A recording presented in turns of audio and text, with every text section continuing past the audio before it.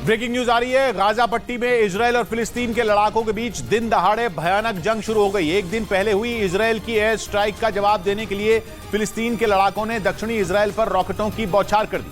बताया जा रहा है कि गाजा से 350 से ज्यादा रॉकेट और मोटर इजरायल की तरफ चलाए गए। वहीं इजरायल भी लगातार दूसरे दिन गाजा पर एयर स्ट्राइक कर रहा है, बल्कि इजरायल तो गाजा से आर पार की जंग लड़ने के मूड में दिख रहा है। खबर है कि उसने अपने टैंक और एयर डिफेंस सिस्टम आयरन डोम गाजा बॉर्डर की तरफ मूव कर दिए।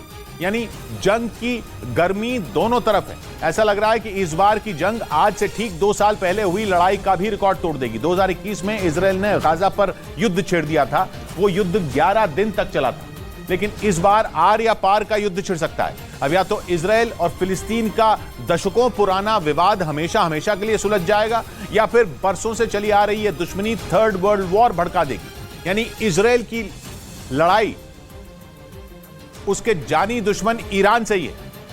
बात इतनी है कि ईरान खुलकर सामने नहीं आया है, लेकिन इस जंग के पीछे दिमाग ईरान का ही है। अहम बात यह भी है कि इस बार इजरायल का विलेन गाजा पर राज करने वाला चरमपंथी संगठन हमास नहीं, बल्कि PIJ यानी पैलेस्टीनियन इस्लामिक जिहाद है, जिस पर एक दिन पहले गाजा में हमला करके इजरायल ने उसके 3 कमांडरों को मौत के घाट उतार दिया था। उस हमले से आग बबूला PIJ इजरायल पर रॉकेट अटैक की प्लानिंग में था, मगर इजरायल की सेना को उसके प्लान की भनक लग गई और उसने रॉकेट लॉन्च साइट पर जा रहे PIJ के लड़ाकों की एक गाड़ी पर ही ड्रोन गिरा दिया। इसके बाद तो इजरायल PIJ की रॉकेट लॉन्च साइटों पर ही टूट पड़ा।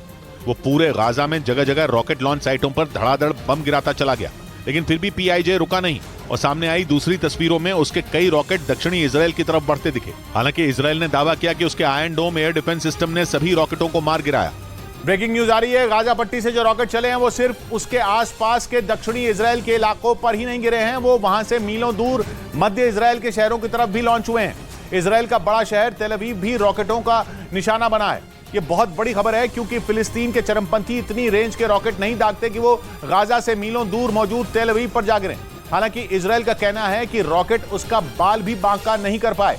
उसके नागरिक भी सुरक्षित है और इमारतों को भी कोई नुकसान नहीं पहुंचा है। मगर गाजा से ज्यादा रेंज के रॉकेट फायर होना बहुत बड़ी बात है। यह पहली बार हुआ है जिसका खमियाजा गाजा से काफी दूर बसे इजरायल के शहरों को उठाना पड़ा, जिनमें सबसे बड़ा टारगेट इजरायल का अहम शहर तेल अवीव रहा।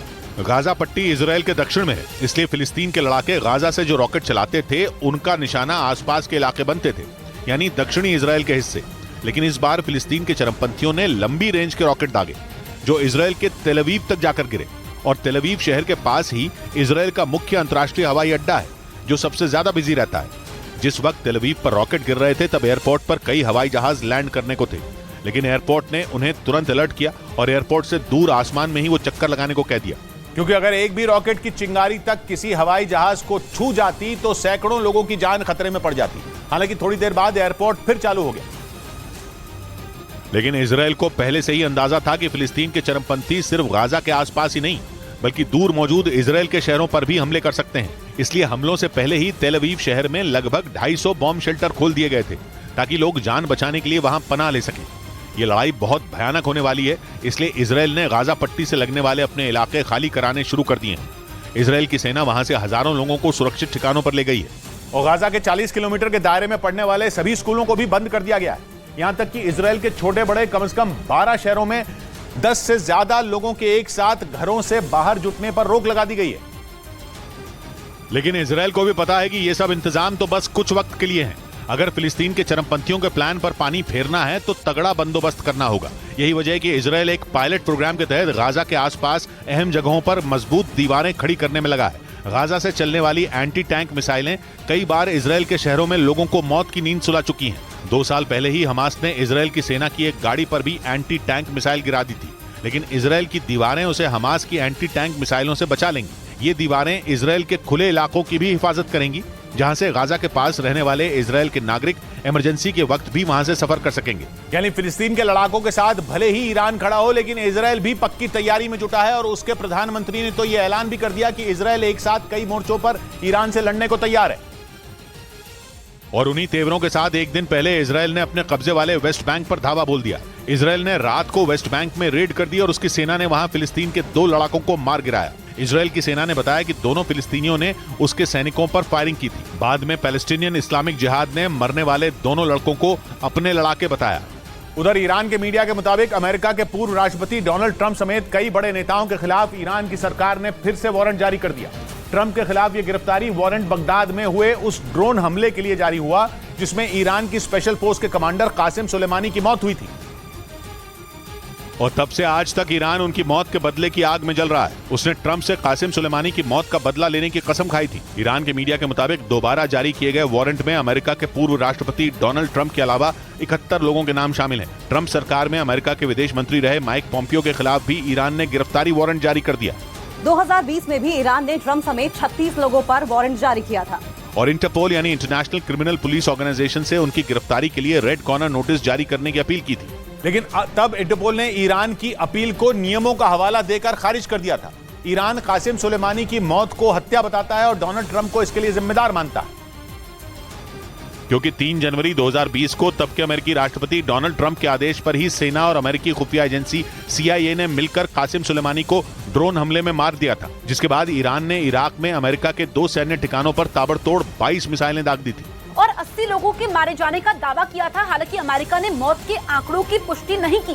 लेकिन दोनों देशों के बीच जंग का माहौल बन गया, क्योंकि ईरान के supreme leader Ayatollah Ali Khamenei के बाद कासिम सुलेमानी को वहां का दूसरा सबसे शक्तिशाली इंसान माना जाता था। लेकिन अमेरिका कासिम सुलेमानी को अपने सबसे बड़े दुश्मनों में एक मानता था। 2019 में तो उन्होंने अमेरिका को खत्म कर देने की धमकी तक दे डाली थी और जंग के लिए अपनी कुद्स फोर्स को तैयार रहने के आदेश भी दे दिए थे। वो उस वक्त ईरान की स्पेशल फोर्स कुद्स फोर्स के कमांडर इन चीफ थे। उन्हें ये जिम्मेदारी 1998 में दी गई थी। बाद में उन्होंने सीरिया और इराक में आतंकी संगठन ISIS के खिलाफ मोर्चा खोल लिया था। लेकिन अमेरिकी सेना के कई ठिकानों पर बड़े हमले भी करवाए, जिससे वो अमेरिका की आंखों में चुभने लगे और अब एक बार फिर से उनकी मौत के 3 साल बाद ईरान और अमेरिका में ठन गई है।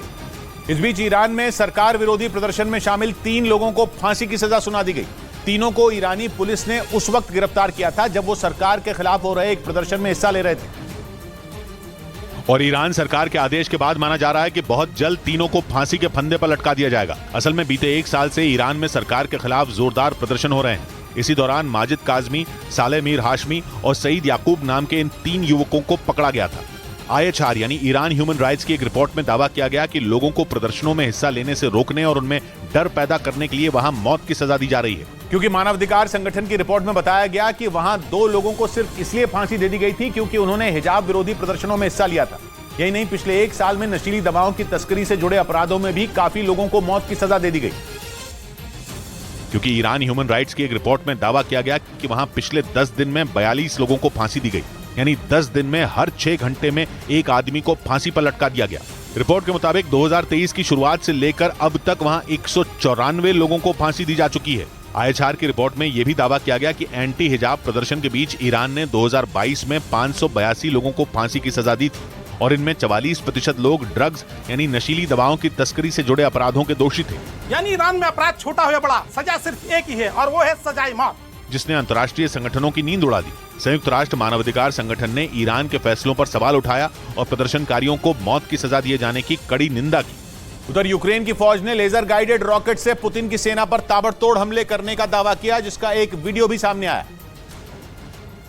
जिसमें एक मकान में तेज धमाके होते दिखाई दिए। सामने आए वीडियो में यूक्रेन के जवान कुछ लेजर गाइडेड रॉकेट को हमले के लिए तैयार करते नजर आए। उन्होंने सबसे पहले रॉकेट को रॉकेट लॉन्चर में लोड किया और इसके बाद जोरदार हमले करने शुरू कर दिए, जिसके बाद पूरा इलाका थर्रा उठा। दावा है कि यूक्रेन के जवानों ने रूसी सेना के कई ठिकानों पर भीषण हमले कर उसे काफी नुकसान पहुंचाया। हालांकि यूक्रेन ने पुतिन की फौज पर ये हमले किस इलाके में किए, इसकी जानकारी उसकी तरफ से नहीं दी गई।